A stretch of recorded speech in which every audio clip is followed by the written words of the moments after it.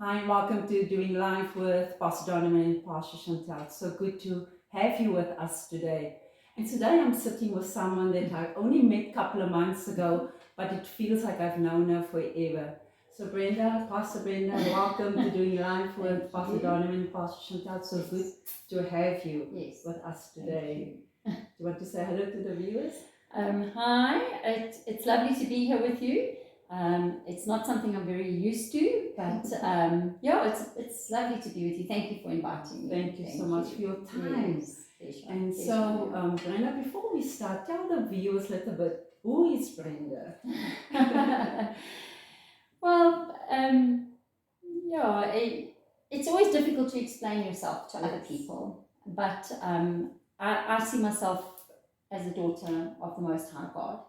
And I am a wife to Lindsay Dillman, my husband. I have got two beautiful children, a son of 30 and a daughter of 26. Okay. And Lindsay has three children, which are also mine now. We're all together one big family. Your blended family, yes. So and I just see myself as a kind-hearted person. I love to be around people. Yeah. I'm a people person, and I just that's me. That's who I am. Wow. Yeah, that's good. Yes. That's well said. So Brenda, I know you and your husband, you had your own ministry when you were staying in Durban. Yes. And so tell us a little bit about that season of your life. Okay. So when I first met my husband, he was pastoring Living Waters Church. So I did spend about 2 years there with him, just pastoring the church with him. Yes. And then the Lord moved us on to a new season in our life. We opened a church called Church on Broadway. Okay. It was a church, a very small, informal little settle, but we just loved it. Yeah. And we were there for about 2 years, and we just got so involved in the community and just loved the people there. So we ran that for about 2 years until that season also closed for us. So we have run our own ministries, and we have enjoyed that for quite a few years. Yeah. And so tell me, was it difficult to move from being a pastor on a Sunday and to going into the marketplace on a Monday? Was it difficult? Yes.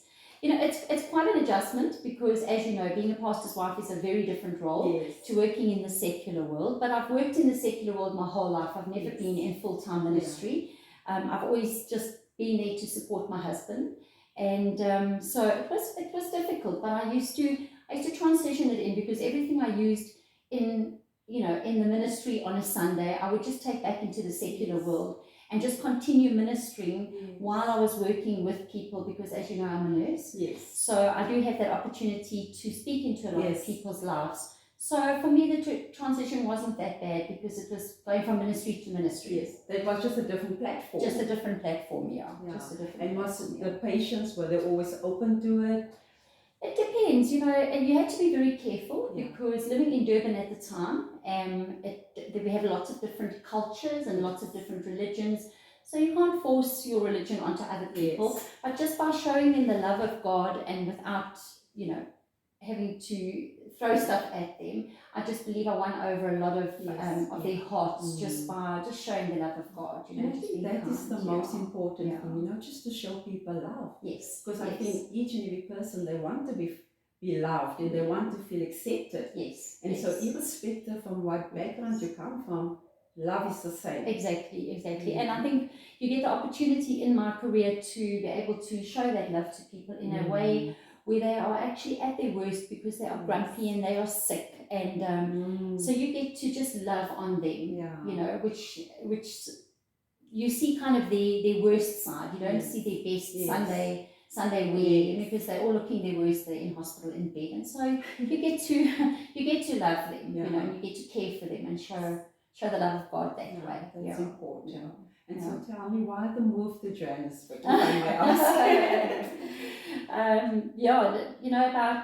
It's about 4 years ago now, we decided to move up to Joburg. We We were planning to plant a church when we moved up here, and then of course COVID hit. So that kind of slowed everybody's plans down a little bit because the churches weren't open and all that kind of thing. But we also came up and did, I started Bible college, so I did 3 years of Bible college. My husband has been in ministry for over 40 years. So he just did the Bible college with me, so we did it together for 3 years. So that was our main focus to move up to Joburg. And Is that still the plan? At the moment, we are not planning to do a church. We're not planning to open a church. My husband has gone into itinerant ministry, and I think at this phase of his life, that's more where he wants to be settled. We've planted churches, we've been down that road, and for now, traveling around and speaking to different people, and I think for us now, that is where we want to focus on, more on itinerant ministry. And I think ministry is also where you go. Yes, because absolutely. You are the church. Yes, wherever you go, you're the church. Yeah, that is true. It doesn't have to be in a church building. No. It doesn't have to be on a platform. Exactly. Wherever we go, we the church. Yes, we're the hands and feet of God. Yeah. And I did hear you speak about, just being in ministry all the time, full-time ministry, not necessarily being in full-time ministry working for the church, but full-time ministry in life. That's right. And aren't we all in that? Because you can walk into the shop and minister to somebody. Right. I can go and see a patient and minister to them. And sometimes you get more opportunity to minister that way than only ministering on a Sunday. And I think it's all about, we just need to have discernment wherever we go. If God tells you to minister to someone, you actually just need to be obedient. Exactly. Yeah. That's true. And so tell me, the move to Johannesburg, was it tough? Because you basically had to start all over, your whole life had to start all over again. It was a big decision, but we both felt that is where the Lord wanted us to be. And so we were happy that we decided to make the transition and move, but of course it was tough. Because my whole family is in Durban, and I've lived there since I was 13. Lindsay is born and bred there.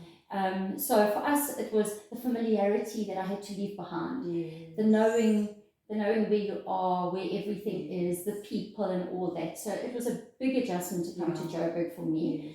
But we've been here 3 years now, almost 4 years actually, and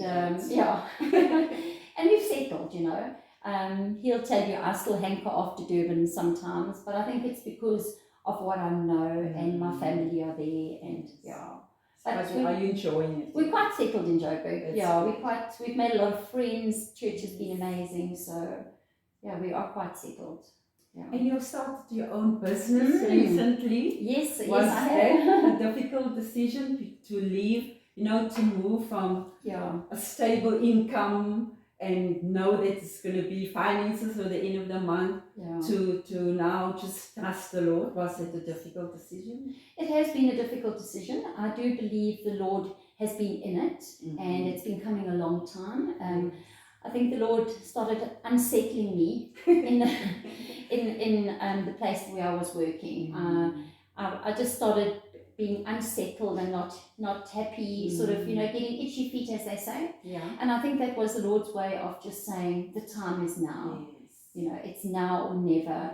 You've wanted to do your own business for such a long time, and you have the skills and talents to do it. So, of course, it is difficult because you are used to having a set income every month, and now you are the one that's going to make the set income. So it does open a lot of room, obviously, for us to just trust in the Lord and to just believe that He is going to come through and He will provide for us. He is our provider, not the company I work for. So that has been a transition for me to learn to trust, but I know He's going to be faithful, and I know He's going to come through. And I think sometimes that's the best place to be, just to fully trust God. Yes, we as Christians, we say we trust God, but when we have a stable income every month, it's easier then. Exactly. It's easier then but to trust. But you fully have to rely on the Lord and just put your trust in them. It takes real faith, and I think sometimes that's the best place to be, to fully rely on the Lord, because He won't put you to shame. If He gave you a vision, He won't put you to shame. And so I know that your business is going to be a success. Thank you. And so, talking about your business, just tell the viewers what services are you providing? How can they go about making a booking?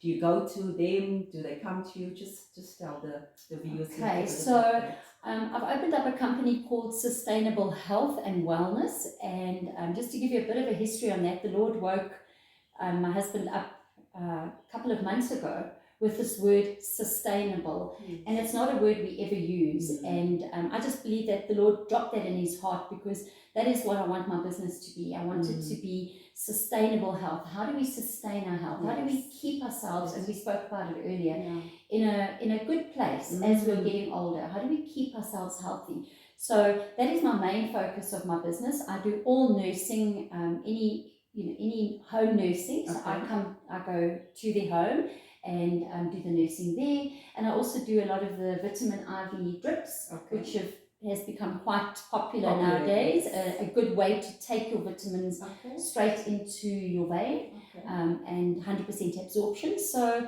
yeah, I'm doing anything you can think of that's nursing related, and going into the comfort of people's homes. And it's even better. Yes, and the other evening I did an IV drip for somebody at 6 o'clock at night. So just for people, for comfort, to meet them where they are. People are working, they are stressed, they are tired, they don't have time to go and look for those things. So, and I just feel that that's where my ministry is also going, because I will have the opportunity to come into a stranger's home that I don't know and speak into their lives. And I think the Lord is going to use that. So I will give you my WhatsApp number. It is 071 892 1747, and you're welcome to contact me on that number and arrange a time for me to come through into your home, in the comfort of your home, and do a drip for you. Do you have a website where people can I have a website. It's www.sustainablehealth.co.za, and everything you need to know is on that website. Tell me about the drip that you do. How often do you have to do that? So it depends. When I will have a look at what your needs are, and then we'll do a package around you. But normally, it's only once a month, depending on how depleted you are. If you're a bit more depleted, we can maybe do it once every 2 weeks, but normally once a month, just to give you your immune system a nice boost. Okay, that's good to know. And give you some energy, which we need in today's age. So obviously on your website, there will be pricing there. Everything will be there. What we'll do, we'll also put your website at the end on the program. And so if you need to encourage someone that's thinking of stepping out into their own business, people, God gives people visions, and He gives them plans, and sometimes it's difficult to take that bold step.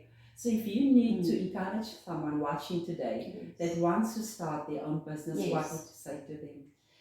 So I would say, I know you're afraid. I can remember reading a book by Joyce Meyer saying, do it afraid.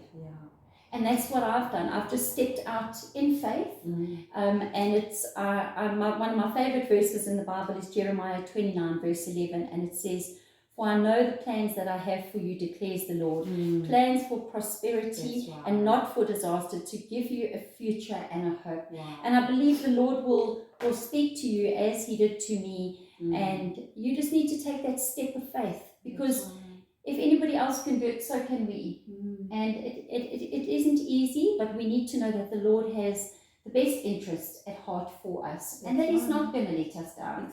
He is going to be there with us. He's going to provide for us the whole way through. And it's tough. It's very tough starting out a new business. It's very stressful.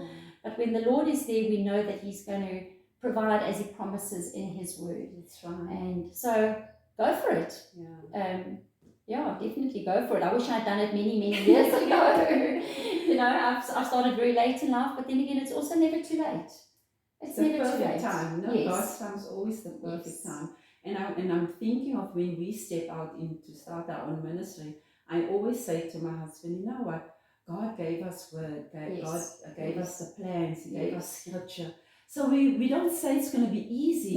But what we do need to remember is to go back to what God gave you. If God gave you the plan, you just go back when it gets tough. you go to the word, you Yes. go to the scripture that He Yes. gave you, and that will sustain you. Absolutely. That will build your Absolutely. faith. Yeah. And so it's Yeah. important. No, we don't sit here and say, oh, no, it's going to be easy. No, it's going to be, definitely finances not. is going to be there. We're not saying that, so please Yeah. don't No. misunderstand us. Yes. What we are saying is, Yeah. if God is in it, That's right. it will be a success. Absolutely. And sometimes, we hold on to our companies because they are source. That's right. But you know what? God needs to be our source.